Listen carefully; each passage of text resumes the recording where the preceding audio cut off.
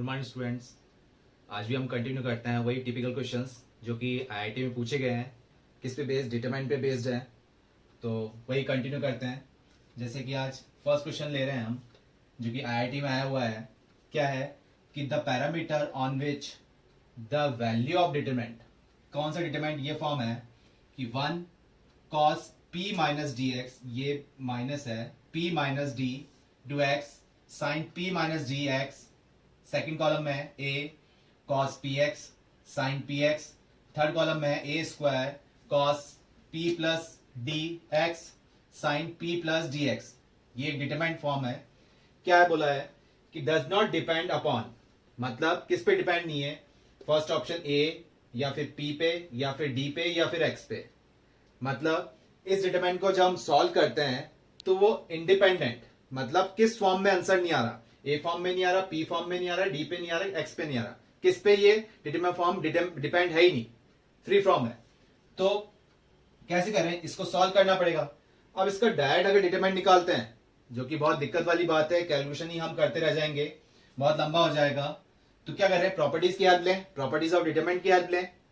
क्या करते हैं? एडिशन जब कर रहे हैं कॉलम वाइज तो कुछ हेल्प नहीं मिल रही, रो वाइज कर रहे हैं तो कोई हेल्प नहीं मिल रही, क्योंकि हमको जीरो बनाना है कि 1 1 बन जाए या फिर लास्ट रोज कोई जीरो बन जाए या जीरो मैक्सिमम आ जाए हमारे पास, तो डिटरमाइंट निकाल लेंगे हम। क्या करें? तो जैसे कि अब ये फॉर्म है, ये हम कर रहे हैं cos p minus d x और ये cos p plus d x है।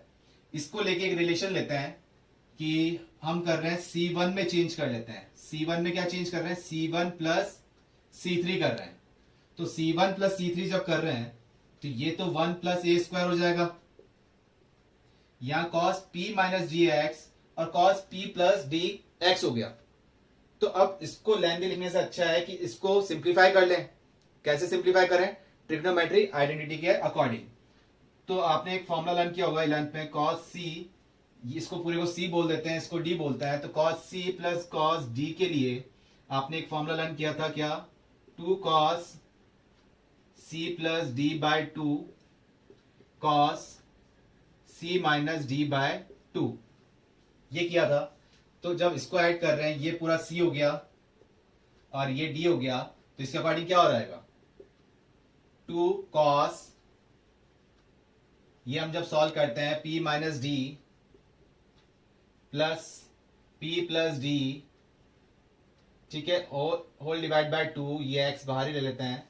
नेक्स्ट वाली में cos p minus D, c की जगह तो आ गया p माइनस डी मतलब इसको माइनस से मल्टीप्लाई करते हैं तो माइनस p और ये प्लस का d हो जाएगा।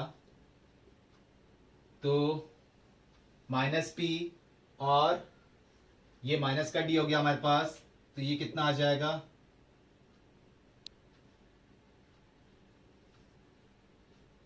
अपॉन 2x, ये हमने कर दिया। इसके आगे क्या बन रहा है? यहां से तो ये d कैंसिल आउट हो गया, twice of p, 2 cancel out हो गया, तो क्या बचेगा? Twice of cos px। यहां सॉल्व कर रहे हैं तो ये p कैंसिल आउट हो गया, माइनस 2d, 2 से 2 के कैंसिल हो गया, तो cos माइनस डी एक्स बच रहा है। और cos माइनस थीटा कितना होता है? cos theta. तो यहां पर भी क्या बचा? cos dx, ये बच रहा है। तो इसी जगह अब ये लिख देते हैं हम कि C1 प्लस C3 को जब ऐड किया था तो इन दोनों को ऐड करना पड़ रहा था, जिसको सॉल्व करके हमने लिख लिया कितना? 2 cos px cos dx, ये हो गया। अब ऐसे sin p minus d x और sin p plus d x, जैसे आपने cos c plus cos d का फॉर्मूला रन किया था, ऐसे ही sin c plus sin d का फॉर्मूला क्या है? 2 sin c plus d by 2 cos c minus d by 2, ये फॉर्मूला है। तो इसके अकॉर्डिंग क्या आप सॉल्व करेंगे? sin c तो ये आ गया, तो ये 2 sin, ये हमारे पास हो गया। अब c प्लस d बाय 2, तो c p माइनस d, और इसको हम सॉल्व कर रहे हैं तो क्या बच रहा था? 2p बाय 2, तो ये तो px हो जाएगा डायरेक्ट, ये तो हो गया px हो गया। और यहां जब हम सॉल्व कर रहे हैं cos के according, cos c minus d by 2 तो ऑलरेडी हमने सॉल्व कर ही लिया था, तो क्या आया था? इसको सॉल्व करेंगे तो cos dx आ जाएगा। तो ये जो किया था p minus D minus of minus p minus D, तो p कैंसिल हो गए थे, माइनस डी आ गया था, और cos माइनस थीटा कितना होता है, cos थीटा, इसलिए dx ही बच गया। तो इसकी जगह हम लिख देते हैं 2 cos 2 sin px cos dx। अब सेकेंड कॉलम जो है एस लिख दी हमने cos px, ये हो गया sin px, ये हो गया a square cos p plus d into x, और ये हो जाएगा sin p plus d into x, ये हो गया। अब क्या कर सकते हैं, इसको हमने इजी कर लिया। अब देखिए यहाँ cos px है, यहां पर भी क्या है cos px है। अगर इन दोनों को सेम बनाने की कोशिश कर रहे हैं तो ये या तो ये जीरो बना लेंगे या फिर ये जीरो। सेम इधर भी sin px है, यहां पर sin px है, तो दोनों में कॉमन चीज क्या आ रही, cos dx। तो एक काम करते हैं, हम C1 में चेंज करते हैं। C1 में क्या चेंज कर रहे हैं, C1 माइनस इसको cos dx time multiply 2 cos dx time, हमने एलिमेंट्री ऑपरेशन में किया था वही प्रॉपर्टी लगा रहे हैं हम। C1 minus twice of cos dx into C2 कर देते हैं। C1 में से ट्वाइस ऑफ cos dx इसको मल्टीप्लाई करते हुए C2 माइनस कर देंगे इसमें से, तो क्या आंसर बचेगा आपके पास 1 प्लस ए स्क्वायर और माइनस ट्वाइस ऑफ ये कर रहे हैं आप, तो क्या बचेगा, ये तो थोड़ा लेंथी हो गया, फिर भी लिखते हैं क्योंकि ये दो तो हमको जीरो मिलेंगे। देखो 1 प्लस ए स्क्वायर माइनस इसको 2 टाइम्स cos dx से मल्टीप्लाई कर देंगे, ए भी आ गया, तो ये हो गया twice of A cos dx। अब ये 2 cos px cos dx है और इसको भी 2 cos dx से मल्टीप्लाई कर दिया, तो सेम टर्म बन गई cos px minus 2 cos dx। देखिए ये टर्म थी 2 cos, इधर फर्स्ट कॉलम में cos dx था, अब माइनस कर रहे हैं 2 cos dx, 2 cos dx into क्या था cos px, ये टर्म सेम आ गई 2 cos px माइनस dx, ये dx थी तो दोनों टर्म सेम हो गई, तो ये क्या बन गया, जीरो बन गया। ऐसे यहां cos dx से जब मल्टीप्लाई हुआ तो ये टर्म सेम हो गई ट्वाइस ऑफ करते हुए, तो ये भी जीरो हो गया। तो ये सेकंड कॉलम तो ऐसे हमने कुछ चेंज किया ही नहीं, इसमें सिर्फ फर्स्ट कॉलम में किया था, और ये हो गया a square cos p plus d into x, और ये हो गया sine p plus d into x, ये हमने किया। इसके आगे ये जो जीरो बन गए, अब देख रहे हैं तो कुछ कॉमन भी नहीं आ पा रहा, ना ही कोई और प्रॉपर्टी लगा पा रहे हैं, लेंथी होता जाएगा। तो अब 2 जीरो हमें मिल चुके हैं, तो एक्सपेंड हम कर सकते हैं। तो जब एक्सपेंड करेंगे तो देखिए क्या फॉर्म मिलेगी आपके पास,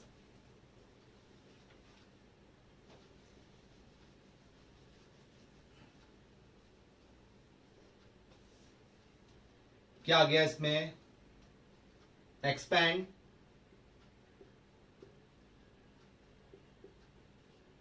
along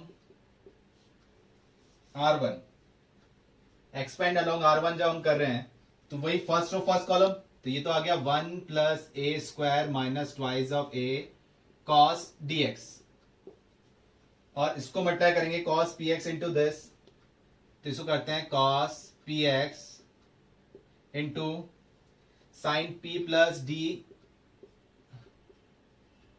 x minus of cos p plus d into x into sine px, ये फॉर्म बन गई। इसमें तो कुछ चेंज कर नहीं पा रहे, इसमें क्या दिख रहा है आपको कि ये px और यहां px है, ये p प्लस डी एक्स और ये p प्लस डी एक्स है। तो आपके पास एक फॉर्मूला था, कौन सा, कि ये माइनस फॉर्म में है, तो साइन a माइनस बी का क्या फॉर्मूला होता है, sine a cos b minus cos a sine b, ये फॉर्मूला था। तो इसको हम a बोल दें, इसको b बोल दें, तो ये a और b बन रहा है, तो sine a cos b minus cos a sine b formula बन रहा है। तो क्या बन गया, इसको सॉल्व करते हैं, ये तो हमारे पास फॉर्मूला था, तो ये तो ऐसी चीज आ गया 1 plus A square minus twice of A cos dx। इसमें जब हम फॉर्मूला लगा रहे हैं कौन सा, ए माइनस बी, तो ए हमारे पास क्या था, फॉर्मूला किसके लिए, साइन के लिए है, तो ए था P x plus d x, अगर एक्स से मल्टीप्लाई कर रहे हैं अपन अंदर, माइनस बी, बी क्या चीज था, पी एक्स, तो माइनस का पी एक्स, ये पी एक्स से पी एक्स कैंसल आउट हो गए, तो क्या टर्म बच रही है आपके पास, लिख लेते हैं, 1 plus A square minus twice of A cos D x into क्या बच रहा है, साइन डी एक्स, ये टर्म बच रही है। अब इसके आगे सॉल्व नहीं कर पा रहे, क्वेश्चन में क्या था, क्या पूछा है कि इसको सॉल्व कीजिए इस टाइप से कि डज नॉट डिपेंड अपॉन, और हमको बस बताना इतना ही है कि डिटरमिनेंट किस पे डिपेंड नहीं है, ए पे, पी पे, डी पे, एक्स पे। तो देख लेते हैं, क्वेश्चन के अंदर ए आ रहा है तो ए पे तो डिपेंड है, ए आ रहा है हमारे पास, और पी नहीं आ रहा है इस क्वेश्चन के अंदर क्योंकि डी भी आ रहा है और एक्स भी आ रहा है, तो ए डी एक्स पे तो डिपेंड है, पी आ नहीं रहा है, तो ये क्या हो गया क्वेश्चन, इंडिपेंडेंट ऑफ पी, किस पे इंडिपेंडेंट है, पी पे इंडिपेंडेंट है, तो आंसर क्या हो गया, किस पे डिपेंड नहीं चल रहा हमारे पास, पी पे डिपेंड नहीं है। तो देखा किससे किया आपने कि थोड़ा लेंथी था तो हमने थोड़ी प्रॉपर्टीज यूज करी, उसके बाद जीरो बन गया तो हमने डायरेक्ट उसको एक्सपेंड कर दिया और ट्रिग्नोमेट्री आइडेंटिटी के अकॉर्डिंग इसको सिंप्लीफाई किया। और करते हैं क्वेश्चन इसमें, नेक्स्ट क्वेश्चन है हमारे पास, given 2x minus y plus 2z equal to 2, next equation है x minus 2y plus z equal to minus 4 and x plus y plus lambda z, ये लैम्डा है, lambda z equal to 4, then the value of lambda such that the given system of equation has no solution is, चार option है, क्या हो सकता है कि 3 हो सकती है, 1 हो सकती है, 0 हो सकती है, -3। तो ये सिस्टम ऑफ लीनियर इक्वेशन का क्वेश्चन है, तो प्रॉपर्टी हमें ध्यान होनी चाहिए कि 3 इक्वेशन हमारे पास है, तो 3 इक्वेशन से हम डिटरमिनेंट फॉर्म निकाल लेंगे, लेकिन इसमें कंडीशन क्या बोली कि लैम्डा की वैल्यू फाइंड आउट करनी है, कब, कि system of equation has no solution. तो नो सॉल्यूशन मतलब कि इनकंसिस्टेंट कब हो रहा है कि डेल्टा मतलब डी इक्वल टू 0, ओरिजिनल जो हम इक्वेशन के अकॉर्डिंग लेते हैं कि वेरिएबल्स के कोएफिशिएंट वो डी हो जाएगा, डिटरमिनेंट इक्वल टू 0, फिर 3 ऑर्डर की हमारे पास बन रही है इसमें, तो D1 D2 D3 ये हम निकालेंगे, वो कैसे निकालते हैं आपको क्लियर है, जो हमने क्रैमर्स रूल में किया था। तो D1 D2 D3 इनमें से कोई भी एक नॉन जीरो आ गया तो कंडीशन क्या है, नो सॉल्यूशन हो जाती है। तो क्वेश्चन में खुद ने ही बोल रखा है क्या है, नो सॉल्यूशन है।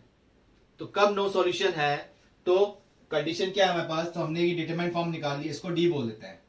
तो क्वेश्चन के अकॉर्डिंग डी तो हमारे पास हो गया, इनके वेरिएबल्स लेके 2 -1 2 इस इक्वेशन के अकॉर्डिंग, और ये हो जाएगा 1 -2 1, और थर्ड इक्वेशन के वेरिएबल्स लेके कोएफिशिएंट लेके 1 1 और लैम्डा।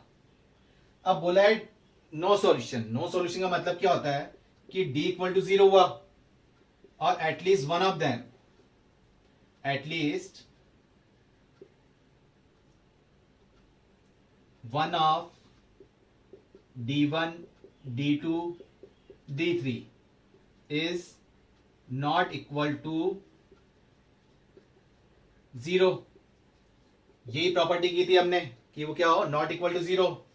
तो नो सॉल्यूशन के लिए सबसे पहले डी तो क्या हो गया, 0 के इक्विवेलेंट हो गया, फिर D1 D2 D3 हम निकालेंगे, चेक करेंगे, ठीक है। तो d इक्वल टू 0, तो लैम्डा मतलब डिटरमिनेंट इसके इक्विवेलेंट 0 है, तो डिटरमिनेंट क्या है इसके अकॉर्डिंग क्या आ जाएगा कि 2 माइनस ये 2 लैम्डा -1, फिर ये प्लस का 1 हो जाएगा, तो ये कितना हो गया लैम्डा -1, फिर प्लस 2 के अकॉर्डिंग कर रहे हैं, तो ये 1 + 2 ये 3 हो जाएगा, 1 + 2 के अकॉर्डिंग इक्वल टू 0। तो यहां से क्या रिलेशन निकल के आया कि माइनस का 4 lambda -2 plus lambda -1 plus 6 equal to 0। Lambda की वैल्यू कितनी हो जाएगी, ये हो गया हमारे पास माइनस का 3 लैम्डा -3, और ये प्लस का 3 बच जाएगा, और 3 उधर गया तो कितना हो गया माइनस का 3। तो लैम्डा की वैल्यू कितनी आ गई, 1 आ गई। नो सॉल्यूशन के अकॉर्डिंग, नो सॉल्यूशन के अकॉर्डिंग मतलब क्या होगा, d इक्वल टू 0 है। अब चेक कर लेते हैं at least one of D1 D2 D3 not equal to 0 है या नहीं, नो सॉल्यूशन कंडीशन तो है हमारे पास ऑलरेडी गिवन है, तो वैसे तो आपका लैम्डा 1 निकल चुका है, लेकिन फिर भी एक बार क्रॉस चेक कर लेते हैं हम। D1 का मतलब क्या हुआ कि फर्स्ट वाली, अब यहां तो 1 आ गया हमारे पास, लैम्डा की वैल्यू तो 1 आ गई।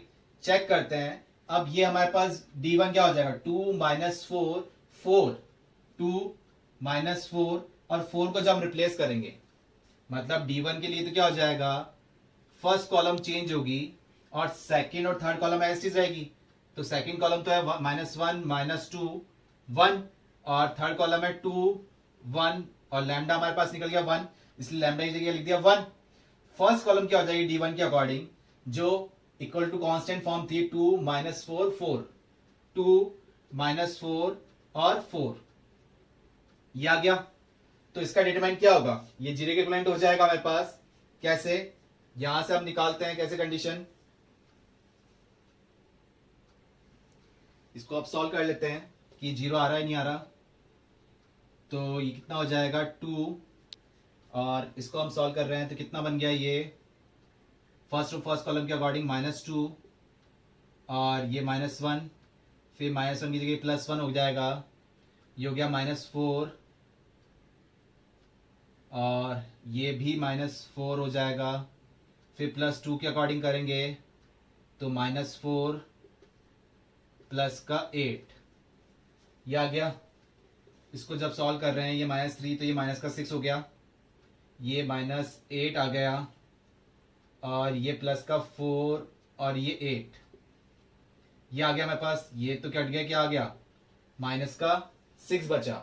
तो D1 किसके इक्विवेलेंट आ गया, नॉट इक्वल टू 0 आ गया। D2 D3 निकालने की जरूरत ही नहीं पड़ी। तो हमने ये देखा था D इक्वल टू 0 है, D1 D2 D3 is not equal to 0, इनमें से कोई भी एक नॉट इक्वल टू 0 है, तो क्या हो जाएगा, नो सॉल्यूशन। तो क्लियर हो गया, लैम्डा कौन सी वैल्यू होगी, लैम्डा इक्वल टू 1, जो कि सेटिस्फाई कर रहा है ये कंडीशन हैज नो सॉल्यूशन। करने की जरूरत नहीं थी, फिर भी हमने क्रॉस चेक करके देख लिया इसको। क्लियर हुआ हमें ये। और क्वेश्चन देखते हैं।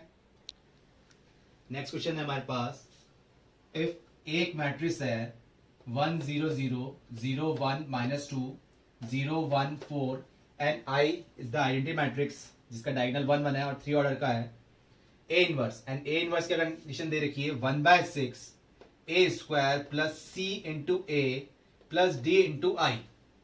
ये A इनवर्स इक्विवेलेंट फॉर्म बता रखा है हमें। Then the value of C and D, मतलब C और D की वैल्यू हमें फाइंड आउट करनी है, जो कि चार ऑप्शन दे रखे हैं कि या तो -6, -11, मतलब C की वैल्यू -6, D की -11, इस टाइप से 6 11, -6 11, या फिर 6 -11, इस टाइप से ये चार ऑप्शन है जो कि C और D की वैल्यू दे रखी है। तो कैसे करें हम इसको, कि पहले A स्क्वायर करें, फिर C को A से मल्टीप्लाई करें, फिर D को आइडेंटिटी मैट्रिक्स से मल्टीप्लाई करें, और उसको A इनवर्स के इक्विवेलेंट रखें। A इनवर्स मतलब कैसे निकालते हैं हम, 1 determinant of A into adjoint of A। अगर उस टाइप से करते हैं तो बहुत लेंथी हो गया ये क्वेश्चन, तो इसको और कैसे सॉल्व करें। तो आपने एक टॉपिक पढ़ा था केले हैमिल्टन थ्योरम, उसमें क्या था कि every square matrix satisfy its characteristics equation. तो कैसे निकालते थे हम उसकी कैरेक्टरिस्टिक इक्वेशन की, determinant of A minus xi, क्या करते थे हम उसमें कि A minus xi equal to 0, जिससे इसको सॉल्व करके एक पॉलिनोमियल इक्वेशन आती थी। फिर केले हैमिल्टन थ्योरम की हेल्प से हम उसको मैट्रिक्स में, मतलब एक मैट्रिक्स इक्वेशन में कन्वर्ट करते थे। कैसे, तो पहले A माइनस xi कैसे कर रहे हैं, A minus xi equal to 0, A हमारे पास है, x को आइडेंटिटी मैट्रिक्स से मल्टीप्लाई कर लेते हैं, तो क्या रिलेशन बन के आ जाएगा हमारे पास, एक मैट्रिक्स बन के आ जाएगी कि A माइनस, तो 1 माइनस x इंटू दिस, तो ये हो गया 1 माइनस x, 0 माइनस x, ये तो 0 हो जाएगा, और 0 माइनस x, ये भी 0 हो गया, फिर 0 माइनस x, x इंटू 0, ये भी 0 रह गया, 1 इंटू माइनस एक्स कंडीशन पे ये 1 माइनस एक्स रह जाएगा, और ये -2 ही रह जाएगा, क्योंकि यहां तो x से 0 करेंगे तो क्या आएगा, 0 ही रह जाएगा। फिर ये भी 0 हो गया, 1 माइनस एक्स इंटू 0, ये 1 हो गया, 4 माइनस एक्स इंटू 1, तो ये 4 माइनस एक्स हो गया। ये हमारा आ गया A माइनस एक्स इंटू आई। तो इसका डिटरमिनेंट निकालना है इसको, ये अभी तो क्या है A माइनस एक्स आई, ये तो क्या सॉल्व हुआ है हमारे पास, A माइनस एक्स आई, ये सॉल्व हुआ है। अब इसका डिटरमिनेंट निकालना है, मतलब कि इस मैट्रिक्स का डिटरमिनेंट निकालना है, जो कि हम डायरेक्ट ही निकाल देते हैं। तो determinant of a minus x I कैसे निकाल रहे हैं, वो जीरो के इक्विवेलेंट तो है, पहले हम इसको सॉल्व कर रहे हैं। तो कितना हो जाएगा ये, फर्स्ट कॉलम के अकॉर्डिंग 1 माइनस एक्स, और ये चार ही मल्टीप्लाई होंगे, बाकी करने की जरूरत है ही नहीं हमें। तो 1 minus x into 4 minus x, और ये माइनस माइनस प्लस हो गया, तो ये प्लस का 2 हो गया। बाकी करने की जरूरत है ही नहीं, कि सारे एलिमेंट्स क्या हैं, जीरो है। तो इसको सिंप्लीफाई करते हैं, क्या आ रहा है, ये तो 1 माइनस एक्स एस टी बाहर है, ये हो गया हमारे पास 4 माइनस एक्स और माइनस का 4x प्लस का एक्स स्क्वायर प्लस का 2, ये टर्म हो गई। इसको सिंप्लीफाई कर लेते हैं, तो माइनस एक्स और माइनस ये, तो माइनस का 5x बन जाएगा, और 4 प्लस 2 बन गया, कितना बन गया, प्लस का 6 बन गया, प्लस का एक्स स्क्वायर, ये टर्म तो ये बन गई। अब इसको 1 माइनस एक्स से मल्टीप्लाई करते हैं, तो क्या आ जाएगा, a माइनस एक्स आई किसके इक्विवेलेंट आया, कर रहे हैं माइनस का 5x प्लस का 6 प्लस का एक्स स्क्वायर, माइनस एक्स से करते हैं तो प्लस का 5x स्क्वायर और माइनस का 6x और माइनस का x क्यूब, ये हो गया हमारे पास। तो सिंप्लीफाई करने पे क्या आ रहा है, पहले हमने लिख दिया माइनस का x क्यूब, फिर x स्क्वायर वाले टर्म लिख देते हैं x स्क्वायर, ये 6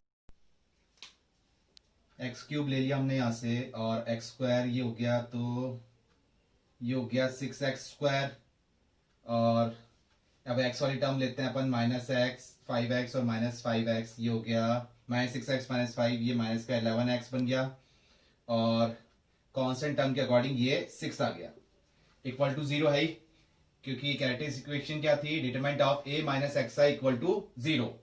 माइनस साइन कॉमन लेके उधर शिफ्ट कर देते हैं, तो ये बन गया एक्स क्यूब माइनस का 6x square plus 11x plus 6 equal to 0। ये हमारी इक्वेशन आ गई, ठीक है। अब ये इक्वेशन आई है पॉलिनॉमियल फॉर्म एक्स फॉर्म में। अब हमने पढ़ा था कौन सा, बाय केले हैमिल्टन थ्योरम।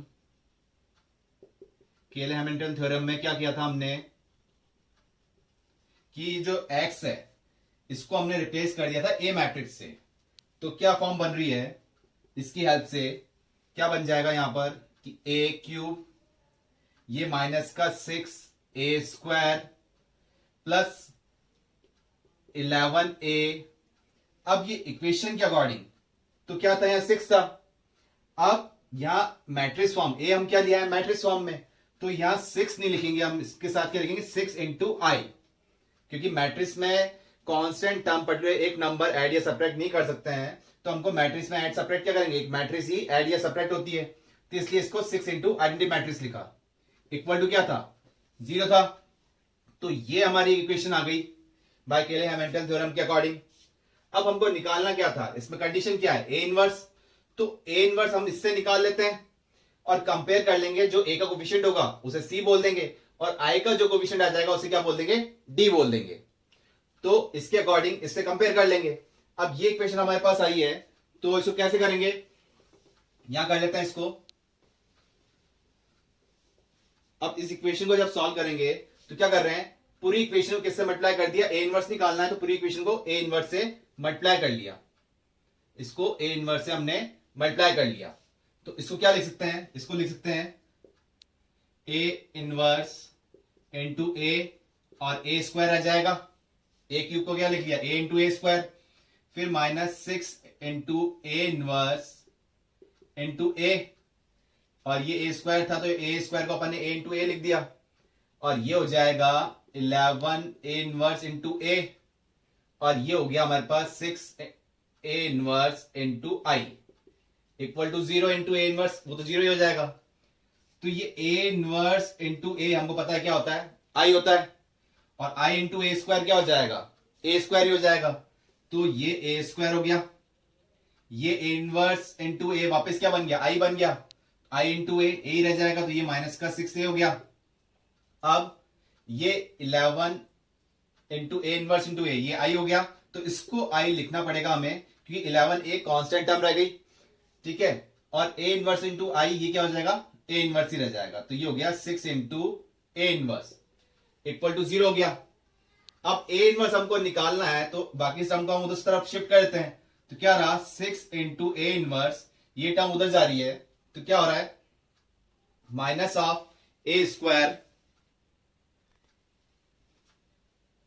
ये टर्म आ गई, ये हमारे पास माइनस में था, हमारी कोई गड़बड़ हुई, ये माइनस साइन कॉमन लिया तो ये हो गया था माइनस, ये प्लस का, ये माइनस का हो गया, ये प्लस का हो गया, ये माइनस का हो गया, ये माइनस का था हमारे पास, यहां थोड़ी गड़बड़ हो गई माइनस साइन के अकॉर्डिंग, तो ये क्या था माइनस में हो जाएगा ये पूरा, ठीक है। तो 6a इनवर्स को उधर शिफ्ट कर दिया, क्योंकि पकड़ में आया था कि a स्क्वायर पॉजिटिव में था और इधर जाके क्या जा रहा था, नेगेटिव में जा रहा था, इसलिए वापस क्रॉस चेक किया तो क्या लगा यहाँ माइनस में था, तो वापस अपन ने जब इसको किया तो 6 इंटू ए इनवर्स, इसको उधर शिफ्ट किया राइट हैंड साइड में, तो ये पॉजिटिव हो गया, क्या बचा a स्क्वायर माइनस का 6a प्लस 11i। अब a इनवर्स जब हम निकाल रहे हैं तो क्या बच रहा है 1/6 और इनटू क्या हो गया, ये पूरी टर्म आ गई a स्क्वायर माइनस का 6a प्लस का 11i, ये टर्म बन गई। और a इनवर्स हमारे पास यही गिवन था कि a इनवर्स किसके इक्विवेलेंट है 1/6 है यहां पर a स्क्वायर, और ये a है हमारे पास है, यहां ca लिखा हुआ है और वो di है, तो यहां से कंपेयर हुआ कि ये c की वैल्यू क्या हो गई -6 हो गई, यहां c की वैल्यू क्या हो गई -6 हो गई, कि a स्क्वायर प्लस ca था, तो कंपेयर करें इस इक्वेशन में तो c की वैल्यू क्या हो गई -6 हो गई, और यहां di है, i हमारे पास है, तो d की वैल्यू क्या हो गई 11 हो गई। तो हमने इसको केले-हैमिल्टन थ्योरम के अकॉर्डिंग सॉल्व किया, a इनवर्स निकाला, तो सेम इक्वेशन आ गई। अब कंपेयर कर लिया जो गिवन इक्वेशन थी, तो क्या हुआ c की वैल्यू -6 आ गई और d की वैल्यू क्या हो गई 11 आ गई, तो कौन सा ऑप्शन आया हमारे पास -6, 11, सी ऑप्शन। इसके अकॉर्डिंग कैरेक्टरिस्टिक इक्वेशन के अकॉर्डिंग फिर बाय केले-हैमिल्टन थ्योरम में ये एवरेज स्क्वायर मैट्रिक्स क्या करती है, सेटिस्फाई करती है अपनी ये कैरेक्टरिस्टिक इक्वेशन को, तो फिर केले-हैमिल्टन थ्योरम से हम क्या कर सकते हैं कि उसको मैट्रिक्स फॉर्म में सॉल्व कर सकते हैं, जिससे हम इक्वेशन ऑलरेडी मैट्रिक्स में हमने सॉल्व कर चुके हैं कि ए इनवर्स मल्टीप्लाई करते हैं तो किस टाइप से इक्वेशन बन जाती है, तो इसकी हेल्प से हमने ये क्वेश्चन सॉल्व किया जो कि आईआईटी में आया था। और क्वेश्चन देखते हैं, जैसे कि नेक्स्ट क्वेश्चन है हमारे पास, the number of 3 into 3 matrices a whose entries are either 0 और 1, मतलब थ्री ऑर्डर की एक मैट्रिक्स है, स्क्वायर मैट्रिक्स है, जिनके एंट्रीज क्या है 0 और 1, and for which the system, क्या कंडीशन बता रखी है कि ए इंटू मैट्रिक्स है, क्या कॉलम मैट्रिक्स है, क्या x y z is equal to second column matrix है 1 0 0, क्या कंडीशन दे रखी है, हैज एग्जैक्टली 2 डिस्टिंक्ट सॉल्यूशन। तो क्या बता रहे हैं इसके अंदर, क्या होंगे उसके डिस्टिंक्ट सॉल्यूशन के अकॉर्डिंग, क्या है ये, तो हम मान लेते हैं 3 ऑर्डर की मैट्रिक्स जो है, ए मैट्रिक्स जो हम अज्यूम कर रहे हैं, क्या मान लेते हैं 3 ऑर्डर 3 के अकॉर्डिंग हम एक इक्वेशन मान लेते हैं a1x b1y, और मतलब ए मैट्रिक्स इसके अकॉर्डिंग देखते हैं, मैट्रिक्स जो है ए वो लेते हैं a1 b1 c1, second row ले लेते हैं a2 b2 c2, और थर्ड जो मैट्रिक्स है a3 b3 और c3 ले लिया। ये हम एक मैट्रिक्स एज्यूम कर लेते हैं कि लेट ए मैट्रिक्स जो कि ये जिसकी एंट्रीज क्या होंगी 0 और 1, मतलब जैसे ये सारे 0 हो गए, ये लास्ट 1 हो गया, तो ऐसे कुछ भी एंट्रीज जैसे अपन ने क्वेश्चन किया था 0 और 1 के अकॉर्डिंग, तो ये एक मैट्रिक्स बन गई जिसकी एंट्रीज क्या होंगी 0 और 1। अब अगर इस मैट्रिक्स को इससे मल्टीप्लाई कर रहे हैं हम, तो मल्टीप्लाई करने के बाद क्या आता है, जैसे कि हम करते हैं a1 b1 c1 a2 b2 c2 a3 b3 c3 को मल्टीप्लाई किया एक कॉलम मैट्रिक्स जो कि क्या है x y z is equal to ये है 1 0 0। जब ये मल्टीप्लाई कर रहे हैं तो हमारे पास क्या आ रहा है, इस पहली रो को इस कॉलम से कर रहे हैं तो आ जाएगा a1x b1y plus c1z equal to 1, ऐसे सेकंड रो को इस कॉलम से कर रहे हैं तो आ जाएगा a2x, ये आ जाएगा b2y plus c2z equal to 0।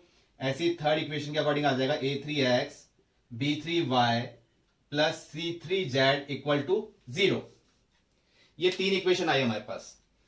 तो ये तीन प्लेन हो गई, एक तरह से देखा जाए तीन प्लेन की इक्वेशन हो गई हमारे पास, थ्री प्लेन की इक्वेशन हो गई। अब इसने बोला क्या है, has exactly two distinct solution. तो इसके अकॉर्डिंग क्या है कि हमारे पास ये तीन प्लेन्स हो गए, लेकिन कंडीशन क्या है, तीनों जो प्लेन है दो पॉइंट पे इंटरसेक्ट नहीं कर सकते हैं, क्योंकि इसने बोला has exactly two distinct solution. जो तीन प्लेन है वो टू डिस्टिंक्ट पॉइंट पे इंटरसेक्ट नहीं कर सकते हैं। तीनों प्लेन एक पॉइंट पे इंटरसेक्ट जरूर कर सकते हैं, ठीक है, या फिर एक लाइन पे तीनों प्लेन हो सकते हैं जो कि कोइंसिडेंट हो जाएगा।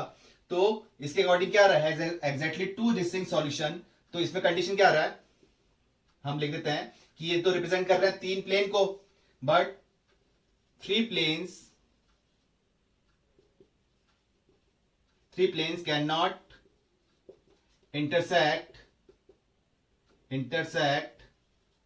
at two distinct points। तो इस टाइप का सिस्टम एग्जिस्ट ही नहीं करेगा। therefore no such systems exist। इस टाइप का कोई सिस्टम एग्जिस्ट ही नहीं करेगा। तो इसका सॉल्यूशन क्या हो गया, 0। कोई सॉल्यूशन नहीं है इसका हमारे पास। क्या हो गया कि तीन प्लेन्स हैं, वापस देख लीजिए तीन प्लेन्स हैं, तो तीन प्लेन के दो डिस्टिंक्ट सॉल्यूशन नहीं आ सकते हैं कि तीन प्लेन दो पॉइंट पे इंटरसेक्ट नहीं कर सकता है। तीनों प्लेन जो है एक पॉइंट पे जरूर इंटरसेक्ट कर सकते हैं, या तीनों प्लेन जो है एक लाइन पे जो आ जाएंगे तो वो क्या आ जाएंगे, कोइंसिडेंट हो जाएंगे। तो three planes can not intersect at two distinct points. Two distinct points पे इंटरसेक्ट नहीं कर सकते, एक पे कर सकते हैं। तो ऐसा कोई सिस्टम नहीं है, इसलिए इसका सॉल्यूशन क्या हो गया, 0। नो सॉल्यूशन के अकॉर्डिंग। नेक्स्ट क्वेश्चन है हमारे पास, let omega not equal to 1 be a cube root of unity. Cube root of unity का मतलब क्या हो गया, ओमेगा क्यूब किसके इक्विवेलेंट हो गया, 1 के। And S be the set of all non singular matrix of the form, मतलब एक मैट्रिक्स है ये एस, जो कि क्या है, non singular matrix. Non singular matrix का मतलब क्या हो गया कि determinant of S is not equal to 0। अगर इक्वल टू 0 होता है तो किस इक्विवेलेंट हो जाता है, वो सिंगुलर मैट्रिक्स। तो जो ये एस मैट्रिक्स है, S be the set of all, S मतलब तो क्या है, set of all non singular matrix of the form, ये दे रखी है।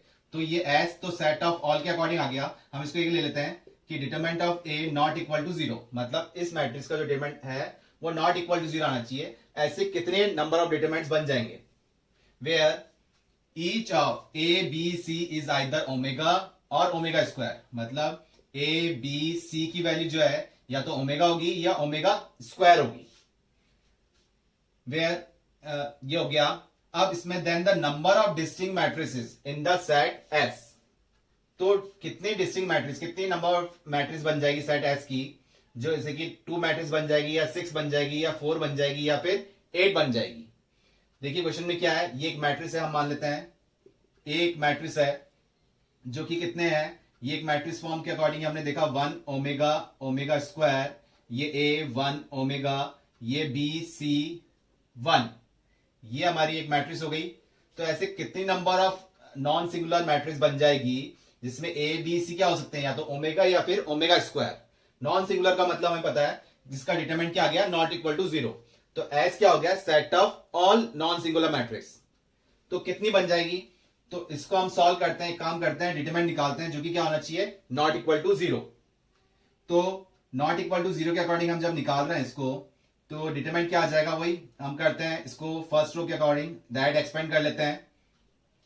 तो डायरेक्ट एक्सपेंड कर रहे हैं तो 1, ये हो जाएगा 1 माइनस सी ओमेगा, फिर माइनस ए, ये हो गया हमारे पास ओमेगा माइनस सी ओमेगा स्क्वायर प्लस बी, ये आ गया हमारे पास ओमेगा स्क्वायर माइनस का ओमेगा स्क्वायर। तो ये तो 0 ही हो गया वैसे ही, और लेना क्या है, ये नॉट इक्वल टू 0। तो ये वाली टर्म तो पूरी जीरो आ गई हमारे पास, क्योंकि omega square minus omega square. यहां से जब सॉल्व कर रहे हैं तो 1 माइनस सी ओमेगा, इसको सॉल्व करते हैं माइनस का ए ओमेगा और प्लस ए सी ओमेगा स्क्वायर, और ये टर्म तो जीरो हो गई। लेना क्या है इसको, नॉट इक्वल टू जीरो। अभी भी क्लियर नहीं है कि हम क्या ले टर्म लें, तो इसको और सिंप्लीफाई कर लेते हैं।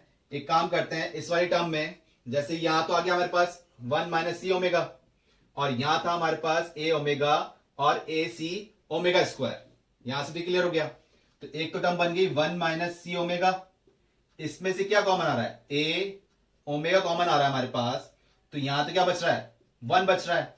यहां माइनस का क्या बचेगा, सी ओमेगा बचेगा, की कॉमन ले लिया तो 1 बचा है, यहां पर माइनस साइन कॉमन ले लिया तो यहां माइनस हो गया, और क्या बच रहा है सी, और एक ओमेगा कॉमन ले चुके हैं तो सी ओमेगा। तो ये इसको भी ब्रैकेट में कर लेते हैं, तो दो पेयरिंग बन गई। तो क्या टर्म बच रही है कि 1 माइनस सी ओमेगा और 1 माइनस ए ओमेगा, जो कि क्या है, not equal to zero, common ले लिया। तो अब क्या देख रहे हैं कि ए बी सी कुछ भी हो सकते हैं, क्या, ओमेगा और ओमेगा स्क्वायर, इन दोनों में से कुछ भी हम ले सकते हैं, लेकिन कंडीशन क्या आनी चाहिए, नॉट इक्वल टू जीरो। अगर सी की वैल्यू मैं ओमेगा स्क्वायर लेता हूं, अगर सी की वैल्यू मैंने क्या ले ली, ओमेगा स्क्वायर ले ली, तो ये क्या बन जाएगा, ओमेगा क्यूब बन जाएगा, और ओमेगा क्यूब की वैल्यू क्या होती है, 1, तो ये 1 माइनस 1 क्या हो गया, जीरो, ये पूरा जीरो बन गया। तो हमको लेना क्या है, नॉट इक्वल टू जीरो। तो सी की वैल्यू ओमेगा स्क्वायर नहीं ले सकता। अगर ए की वैल्यू ओमेगा स्क्वायर लेता हूं तो वही बात हो रही है, ये ओमेगा क्यूब बन जाएगा, और ओमेगा क्यूब की वैल्यू क्या होती है, 1 होती है, तो ये 1 माइनस 1 क्या हो गया, जीरो हो गया। लेकिन मेरे को जीरो बनाना नहीं है, तो ए की वैल्यू भी ओमेगा स्क्वायर नहीं ले सकता, मतलब कि ए सी की वैल्यू ओमेगा स्क्वायर नहीं ले सकता, तो एक ऑप्शन क्या बचा, ओमेगा ही बचा। तो ए और सी की वैल्यू क्या लेनी है मेरे को, सिर्फ ओमेगा, तो ये तो फिक्स हो गई, ए और सी की वैल्यू तो एक फिक्स करनी है, कांस्टेंट हो गई ओमेगा। और बी इसमें कंडीशन में आया नहीं, बी हमारे पास रिलेशन में आया नहीं, इंडिपेंडेंट हो गया, तो बी की वैल्यू कुछ भी ले सकता हूं, कुछ भी मतलब या तो ओमेगा भी ले सकता हूं या ओमेगा स्क्वायर भी ले सकता हूं। कितना हो गया, ये ए बी सी की हमको कंडीशन लेनी थी, ये तीन टर्म ही हमको चेंज करनी थी, तो ए और सी तो फिक्स हो गया, क्या कि ओमेगा स्क्वायर लेना नहीं है, क्या लेना है, सिर्फ ओमेगा ही लेना है। और बी कुछ भी ले सकता हूं, ओमेगा भी ले सकता हूं या फिर ओमेगा स्क्वायर भी ले सकता हूं, तो ये तो फिक्स हो गया हमारे पास कि फिक्स ओमेगा ही लेना है। तो बी अगर एक हम डिटरमिनेंट निकाल रहे हैं जो कि नॉट इक्वल टू जीरो जाएगा, कब, कि जब ओमेगा पुट कर दूंगा और एक क्या पुट कर दूंगा, ओमेगा स्क्वायर, ये दो ही मैट्रिक्स बनेगी। तो कितनी हो गई matrix, S be the set of all non singular matrix, कि मतलब बी को लेने से कोई इफेक्ट तो पड़ ही नहीं रहा, कि जब हम सॉल्व कर रहे हैं तो यहां बी तो आ ही नहीं रहा, इंडिपेंडेंट ऑफ बी है, यहां क्या हो गया, इंडिपेंडेंट ऑफ बी हो गया, क्योंकि बी जब हम ले रहे हैं तो omega square minus omega square, ये तो जीरो बन गया, बी से हमें कुछ इफेक्ट पड़ ही नहीं रहा। तो बी हम ओमेगा लेते हैं तो उसका आंसर भी क्या आएगा, नॉट इक्वल टू जीरो, और ओमेगा स्क्वायर लेते हैं तब भी क्या आएगा, नॉट इक्वल टू जीरो, क्योंकि कंडीशन क्या लेनी पड़ेगी हमको, ए और सी ओमेगा ही लेना पड़ेगा, ओमेगा स्क्वायर नहीं ले सकते। बी दो, तो दो कंडीशन बन गई, एक बार बी की जगह ओमेगा पुट करते हैं तब एक नॉट इक्वल टू जीरो आ जाएगा, और एक बार बी की जगह ओमेगा स्क्वायर लेते हैं तो नॉट इक्वल टू जीरो आ गया। तो कितनी नंबर ऑफ मैट्रिक्स रही, नॉन सिंगुलर मैट्रिक्स रही 2, तो टोटल नंबर ऑफ मैट्रिक्स कितनी आई, 2 आ गई इसके अकॉर्डिंग। ये एक अच्छा क्वेश्चन था जो कि आईआईटी में आया हुआ था, इस टाइप से हमको ये सॉल्व करना है।